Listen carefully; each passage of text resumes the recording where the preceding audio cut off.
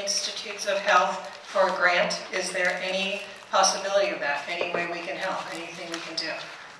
I mean, we could look into it. If the community wanted to go in, I think we would be supportive. If we could put together a coalition to ask them for money. Let's do it. Or look for their. They do have regular calls for proposals on various things from various of their divisions. Okay.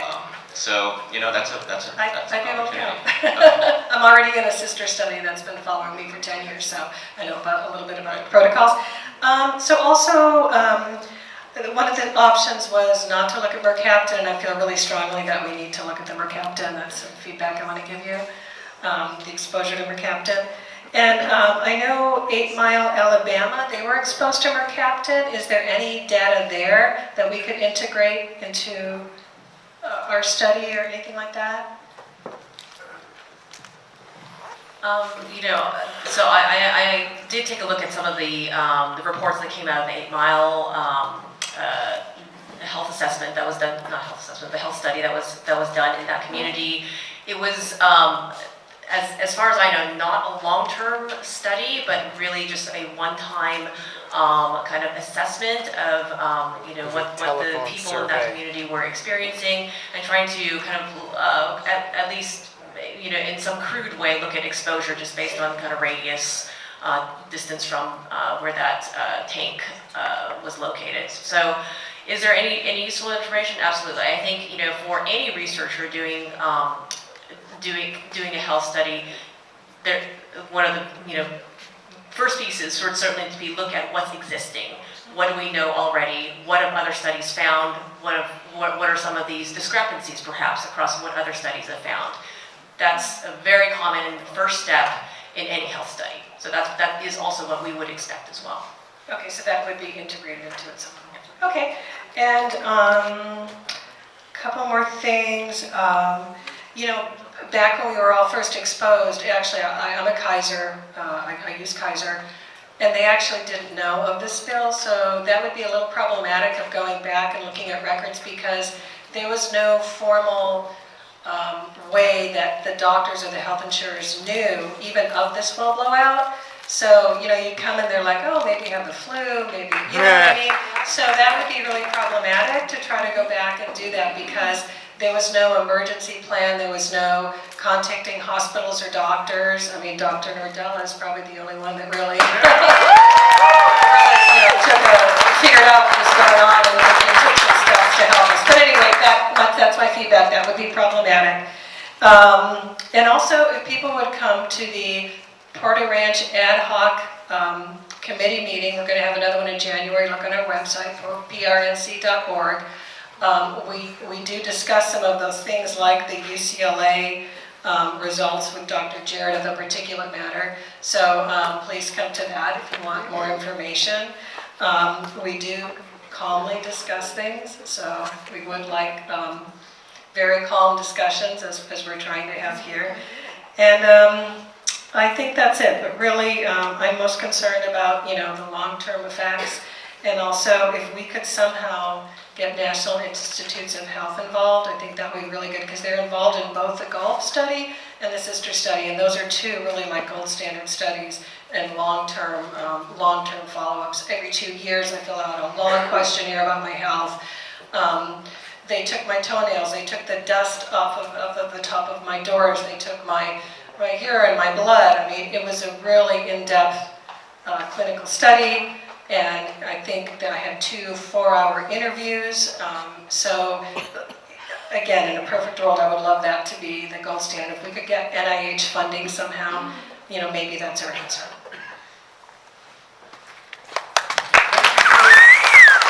thank you. Good feedback there.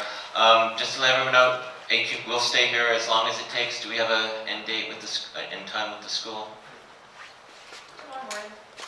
We can be here until about 9 o'clock. About 9 o'clock. It's 9:30. Okay, so just a time check. I have about 25 cards. We'd like to get through everyone. So you know, you can gauge that. At 9 o'clock, if we are going to be kicked out, we may not get to all the cards. Did we give out that questionnaire or? did everyone get a worksheet that has all the questions on it? They're available up here at the front table if you did not get one.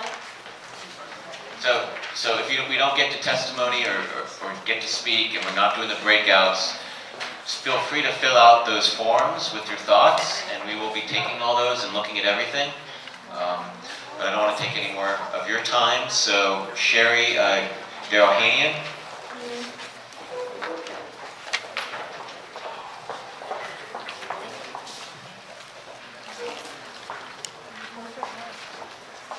Good evening. I'm Cheri Derohanian.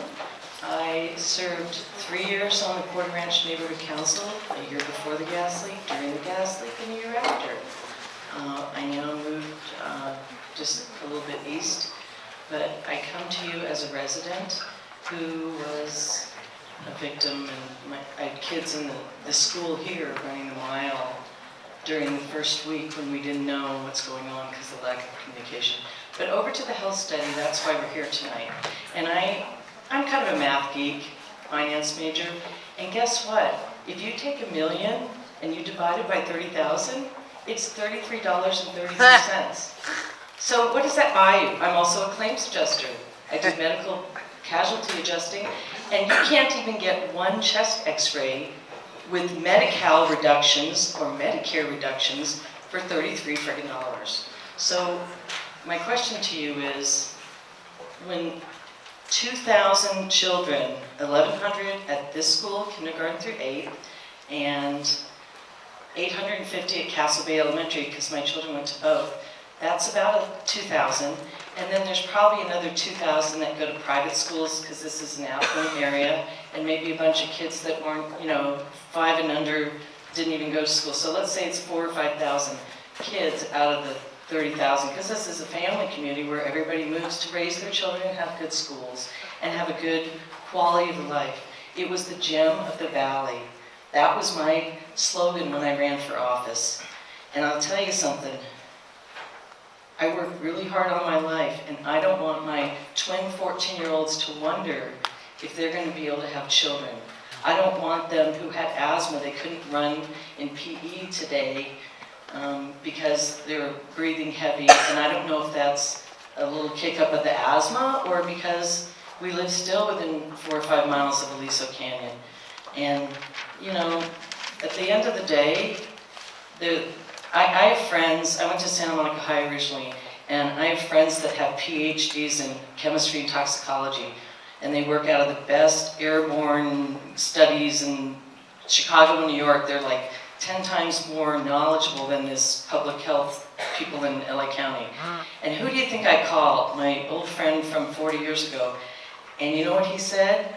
He said, I can't believe that the whole saga, and number two, there isn't really a study except Dr.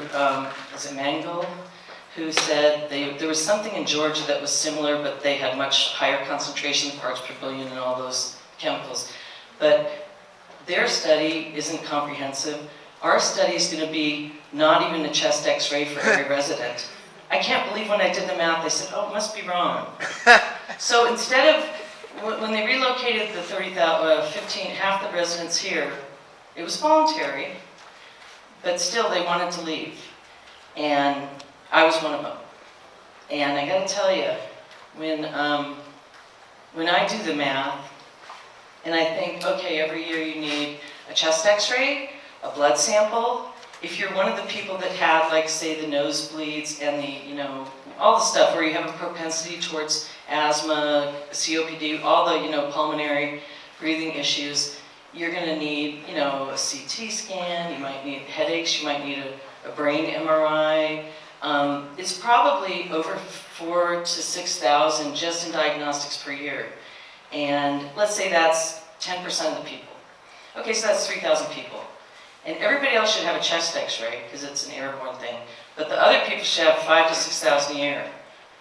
3,000 to 5,000 residents. They paid between $600 million and $800 million to relocate 15,000 residents. Why would only $1 million do anything? I mean, really? I got more in gas reimbursement from relocating and going further work than I would get daily from the thing when you extrapolate the figures. So all of this doesn't make sense. I've testified at every single abatement hearing, every single one. This is personal. This is personal. These are our children. This is our future.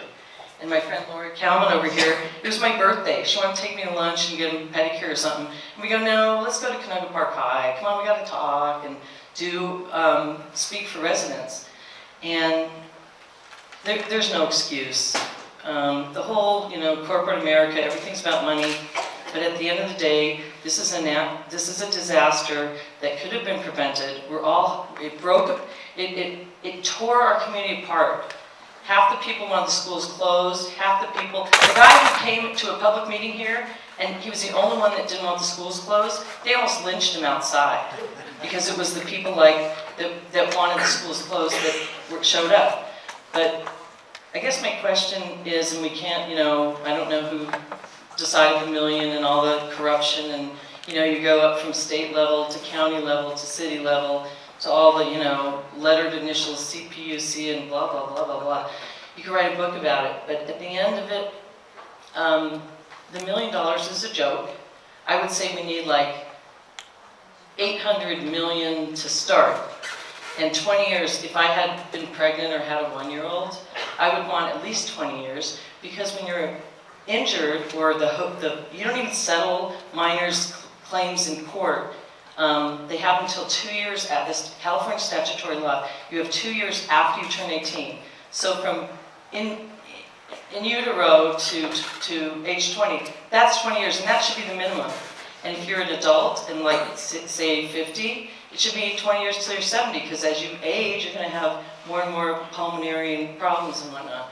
So I don't even know, this doesn't even make sense. I was at that March 2nd hearing where Nate Holden was just telling me, where's the government officials? And tonight I called my 20 government friends, but they have all these, stuff to do. We have Jeremy from Senator Henry Stern's office, and we had Jared Derohanian from Captain Barger's, and that was pretty much it. And that's because I called them and said, please, please come. We need to know that our local officials, our elected officials are here for us. And those, some of them are, some of them aren't. And we're lucky to have Senator Stern. He's like the golden boy who wrote the legislation to stop it. Yay! Jeremy, tell him River Ranch loves it. But, the $1 million is, I don't know. I mean, come on, our houses are worth $1 million. Get out of here. It's so gross, it just makes me want to throw up.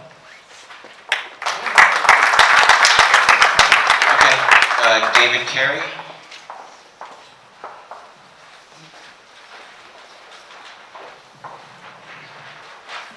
I just escorted my 90-year-old mother back to the car there. She's the lady who I had to stand in this room not too long ago, about a year ago, and Jared Derohanian told me to come in here for help for her because the gas company refused to clean her house. And I had to place the gas company representative under citizen's arrest. And I brought her out to the parking lot. LAPD was called, and the LAPD saw the smartphone that I was carrying. And on that smartphone, there was a promise by the gas company that they would get her house prepared for her to go back to the home. And the police saw that, and they went over and talked to Gillian Wright, and told Miss Wright and several SoCal Gas representatives that you guys are going to clean this lady's house. And the next morning, they showed up and cleaned it. So that citizen's arrest is what one had to go through to get things accomplished. Now with you guys here, this public comments, this tiny bit of money, this $1 million, is a pittance. It's a whitewash. It's not enough money. You got to get more like 100 times more of that. And one of the ways you can do it is ask Jerry Brown, our governor, for some funding. And secondly, we have a lot of radiation coming out of that well 25 and other wells up on the mountain. Several forms of radiation, in fact. The Aqmd monitors radiation for Fukushima in the air that comes across Southern California. You have monitors that monitor that. However, for us, you're not monitoring the radiation. We're having some data that's coming across right now that states that a massive amount of radiation has been emitted for those 80 days or so of the blowout period. And we're talking gamma radiation used in radioactive tracers for these wells that's been stored underground for years. All that stuff backed up and came and was sprayed out upon us. Same thing with alpha radiation found in the creek water by the Water Quality Control Board, Los Angeles. Found several hits of alpha radiation, radium-226, radium-228. And I don't hear or see any working with the water board to address these radioactive issues that are coming out of the ground. So the 100-person sample size is way, way too small. There's at least 80,000 people affected as far as the lawsuits go, the families, if you count the family members. And you're not going door to door to find out where these people are, if they're still in the area, if they moved from the area, and find out really, how they were affected personally on a one-on-one basis, not on some generalized study parameter that you're using. And there have been several other bits and pieces of information coming out of these wells, like the fracking up at Termo. Termo has been spotted fracking not too recently here, about, I think it was June or July, I think I read the report on that one, and that was spotted recently, fracking material coming out of the ground in an area of Browns Canyon where these ranchers all drink well water. They're not on the grid, they drink well water straight out of the ground. I don't hear anything about sampling the ranchers or their horses or the livelihood that they've been exposed to from being so close in the shadow of Termo/SoCal Gas property. That needs to be analyzed too, and some discussion needs to be made between the various agencies. It's just not air quality management that needs to be interfaced with. You need to go out and canvass the other agencies and find out what they know and get that information shared to better your study. And the windrows patterns that was mentioned earlier, the way the wind blows, there's no discussion or study historically of, the winds blow out of the northeast on October 23rd, they blow out of the south on October 24th, and how this wind pattern came out. The sad fact is the Aqmd has stopped testing. As of September 13th, you have a light core equipment on one of your vehicles that goes up onto the SoCal Gas property, and you've stopped testing despite the fact that 60 million parts per million methane has been detected all through the middle part of the summer until September 13th. However, you stopped your sampling, and that doesn't give us any confidence on really what you guys are all about. Are you with the polluter on this? Are you captured agency, kowtowing and bowing down to SoCal Gas? Or are you genuinely for us? We don't have confidence in you. That confidence gets built through trust. It's like if you make a friend with someone, right? How do you make a friend with someone? You garner some kind of trust between the two of you and develop a rapport of trust. We have none of that with you.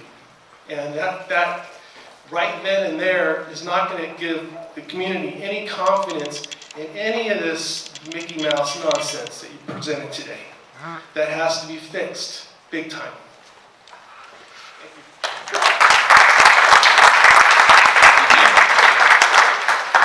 Andrew Krowne.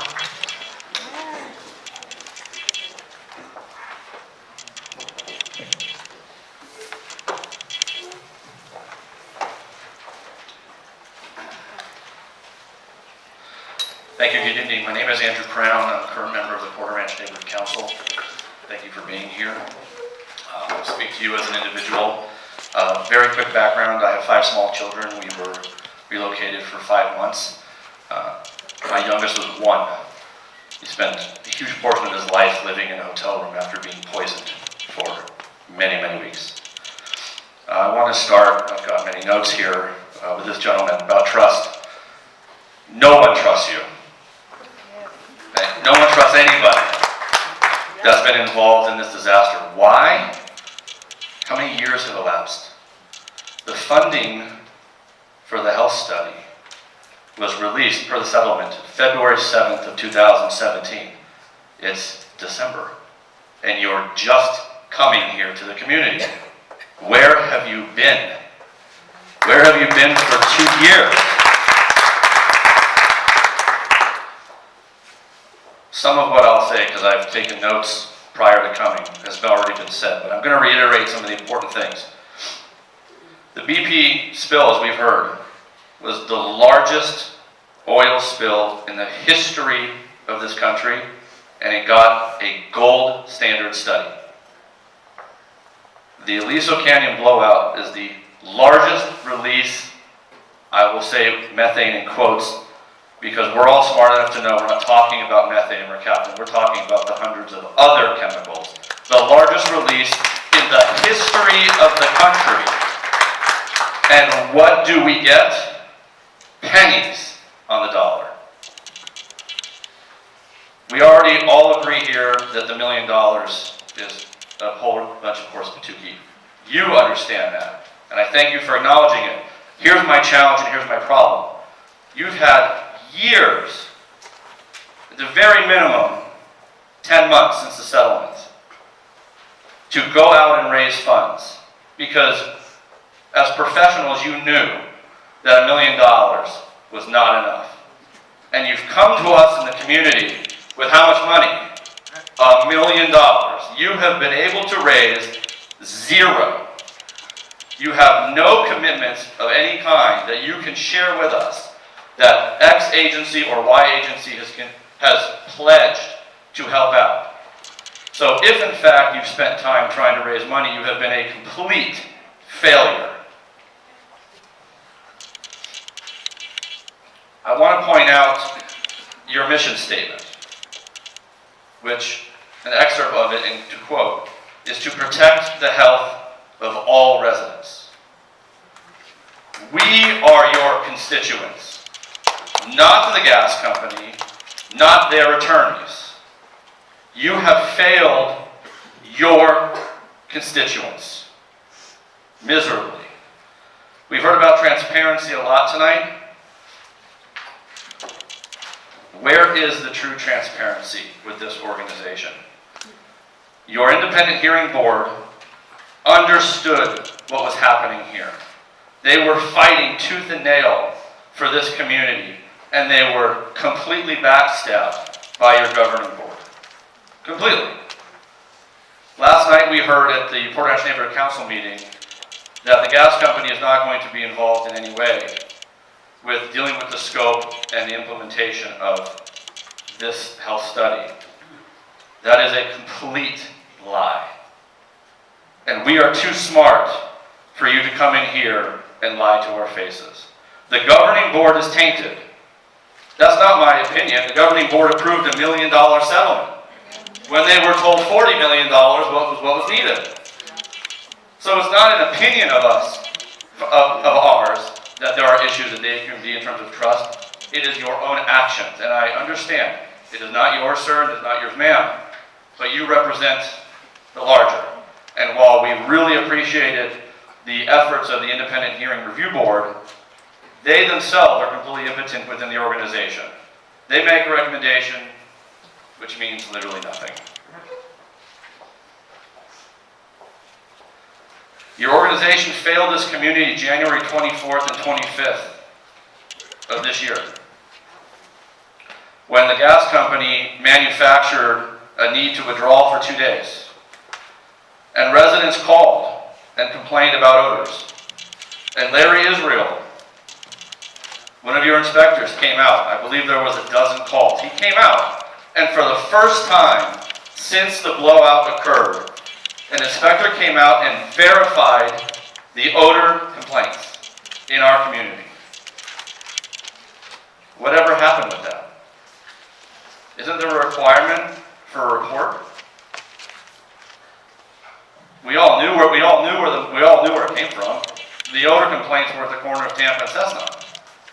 It doesn't take, my 1-year-old could figure out where. So, where is that report? Where is the AQMD's follow-up? Their duty.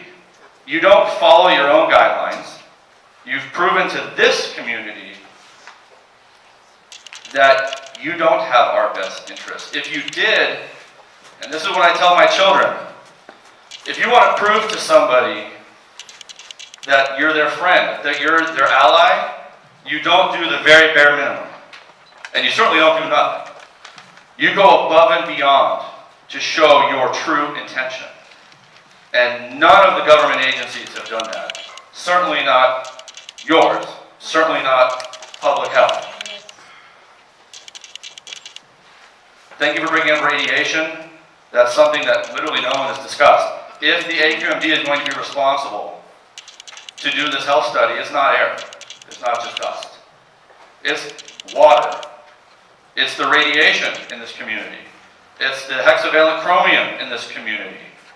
If you're going to be tasked with studying what's going on here, then you can't half-A it. You have to do the whole thing. Find the money. The AQMD's budget, I'm sure, is immense. I'm sure there are discretionary funds. There's part of the settlement to core investment. That's another insult. That a settlement would be made to take money out of this community for some other type of investment. I want to say thank you to Dr. Nordella because he's the only one who stepped up to help this community at home.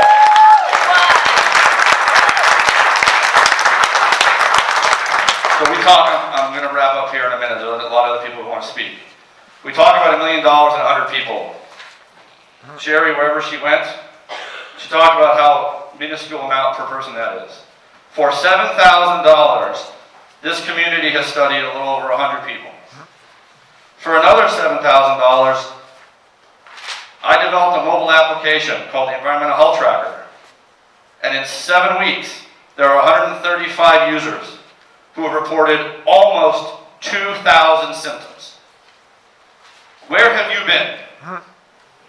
Why has it taken a local doctor to have empathy and sympathy for the community that he works and operates in, and a resident who has enough to do besides your job and the Department of Health's job?